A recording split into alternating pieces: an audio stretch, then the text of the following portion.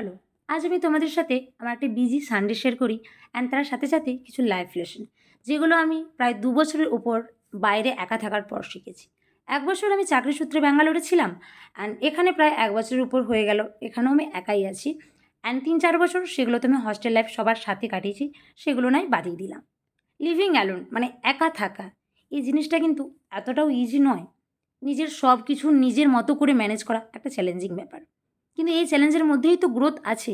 Everyday I am learning how to depend on myself, how to be my own support system. আগে আমি decision নেওয়ার আগে 10 বার হলেও ভাবতাম ভাবতাম যদি ভুল হয়, যদি লোকেরা আমায় কিছু বলে।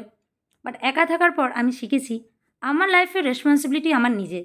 Even if I make mistakes, at least those are my choices. আমার নেওয়া সব ডিসিশন হয়তো বা পারফেক্ট নয়, but every decision makes me stronger. আমি নিজেকে নিজের চিনতে শিখেছি। আমি বুঝতে পেরেছি আমার ঠিক কতটা ক্ষমতা, কী কী কাজ আমি নিজে নিজেই করতে পারবো।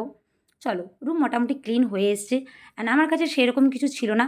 এগুলো আমার ব্র্যান্ড থেকে পাওয়া কিছু বক্স ছিল, এর মধ্যে আমি অ্যারেঞ্জ করে নিলাম। কেননা আমার অন্য আরেকটা চ্যানেল আছে, যদিও বা সেটাতে আমি ইরেগুলার। এখন আমি ব্লগ চ্যানেলটা খুলেছি, এটাতে আমি রেগুলারলি পোস্ট করছি।